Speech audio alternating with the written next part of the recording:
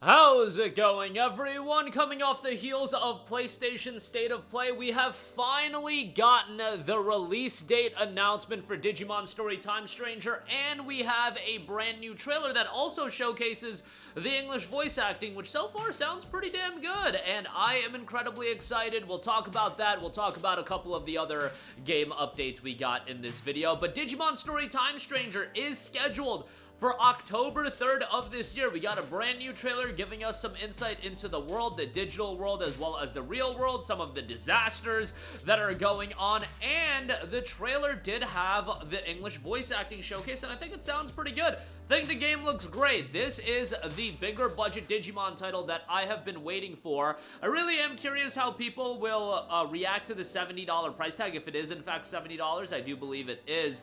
It is a bigger budget title, but you know, people have been pushing back on the heftier price points, and I think a game like this, if it was at $50, would do incredibly well, but I get what it is. It's me being a cheap guy, but yeah, the game looks great, and it will be coming October the 3rd, so it's coming out in the heart of so many big games coming out, which does worry me a little bit. There are so many major games coming out. We know Silent Hill's coming out at the end of September. You've got Borderlands 4, you've got this game, that game. It's just a busy period. It is what it is. If a game is good, it'll still resonate pretty well, and it'll do fairly well, but just a lot of competition for your dollar right now, and that's just the reality of releasing a game in that period of time. It's the latest in the Digimon Story series, in this RPG unravel a mystery that spans across the human world and the digital world, collecting and raising a wide variety of Digimon to save the world. An epic story of connection, and you saw a lot of the story bits and pieces play out in the trailer as well. The game is set in Tokyo, Japan. An agent of a secret organization encounters an unknown creature shortly before a city-leveling explosion. They then reawaken 8 years in the past, take on a mission to uncover the mystery of the world's collapse, where chance encounters with unique characters will shape your journey across time and parallel worlds and change fate itself. Adventure between worlds and time, journey between the parallel human world and the digital world where Digimon reside. See the digital world and its intricately detailed realms like never before, with interactive elements and special quests to explore. And once again, you will have the strategic turn-based combat system that the Digimon Story games have had in the past. I really do believe that this game is an opportunity to elevate Digimon Story as an IP. Hopefully after this, we'll see a little bit more consistency in the output of these Digimon Story games. Hacker's Memory came out so many years ago, and I think there's an appetite for not necessarily a Pokemon competitor, because this game is so much different than, you know, your mainline Pokemon games, and I'm not saying that Digimon is all of a sudden going to dethrone Pokemon, but I do think there's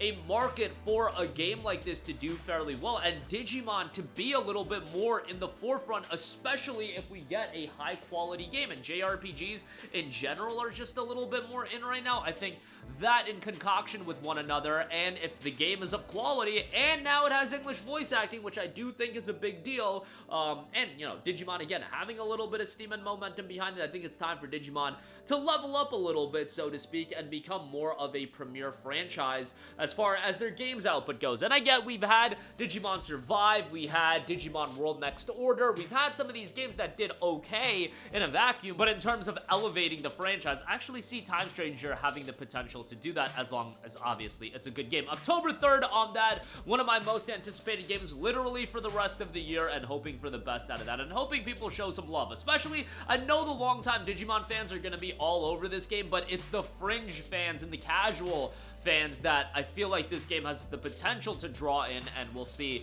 whether or not it could do that come October the 3rd. Alright, a couple of other announcements coming off the heels of the State of Play.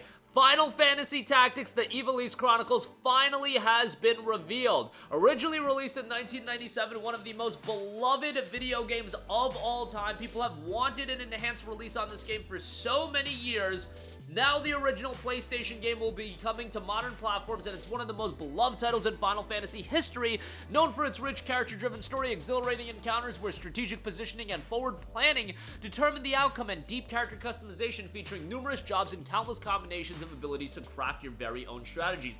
Final Fantasy Tactics: The Ivalice Chronicles brings the classic strategy RPG to modern consoles with numerous improvements and updates, the best way to experience the title for newcomers and veterans alike. You will have a classic classic mode. On top of that, you will also have the new mode that has improved visuals. It also has fully voiced dialogue to the game, which I think is fantastic. Full voice acting to a game like this, I think, is going to engage a newer audience, and it will be coming to the gamut of platforms: PlayStation 5, Xbox Series, Nintendo Switch 2, PlayStation 4, and PC via Steam.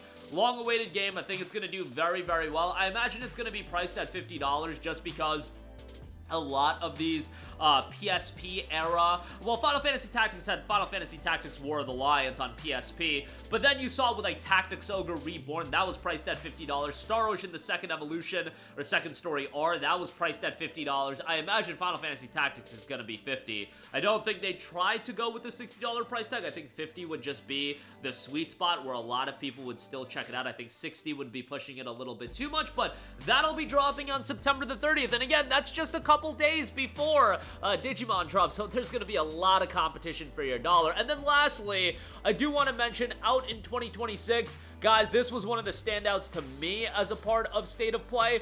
Romeo is a dead man coming from Grasshopper Manufacture. Look, Grasshopper to me, if you want to go wackiness, if you want to go zaniness, if you want to go games that are a little bit out there, you go to Grasshopper Games. Super bloody action, crazy twists and turns to blow players' minds, and a whole mess of kind of stereotypical gimmicks all rolled into one wild ride. Our hero, Romeo Stargazer, is a man stuck between life and death. His own was saved mere seconds before the end of a way of a time paradox that shattered the space-time continuum, which was created by a genius scientist screwing around. Now Romeo is FBI space-time special agent Deadman, and sporting a rad mask called Dead Gear, must hunt space-time's most wanted fugitives through multiple universes. This is noted to be Grasshopper's bloodiest action game yet, which is saying quite a lot. Romeo swaps between guns and swords, using his enemy's own power against them to absolutely annihilate the evil hordes in this peak example of full-on bloody action. I think the second a lot of us saw the trailer and we saw it play out a little bit, we're like, okay, this is definitely a Grasshopper game. Yeah, the wackiness and whatnot, it's so easy to tell when it's a Grasshopper game, and I say that in the most complimentary way possible. You know, there's a lot of video games that come out these days, and you need titles that stand out. A Grasshopper game, if nothing else, is going to stand out, and hopefully it's got that zany, over-the-top action that a lot of these games are known for. White-hot battles, cathartic enough to collapse the universe itself when the going gets really tough. Unleash Bloody Summer, an instant-kill special attack that uses blood accumulated from your enemies to turn things and get back on top. An action-packed story of adventure that transcends space-time. Romeo's search for these space-time fugitives ends up intertwining with his search for his suddenly missing girlfriend, the mysterious Juliet. You'll have to play the game to see how and even if these mysteries unravel, but after all is said and done and dead, will Romeo be able to see the tears of time? Stay tuned for that. That'll be out in 2026. Excited for that. PS5, Xbox Series, and PC. I imagine some of these games, like Digimon Story Time Stranger, and even this game, Romeo is a Dead Man, I could see them end up on the Switch 2 as well, but those will probably be reserved for Nintendo to outright announce that. But that'll do it for me. Again, Digimon Story Time Stranger, incredibly excited for October the 3rd. We got some other pretty cool announcements with Final Fantasy Tactics and Grasshopper coming out with Romeo is a Dead Man. That's gonna do it for me. Let me know all of your thoughts in the comment section down below. Sound off there. Thank you for watching, and goodbye.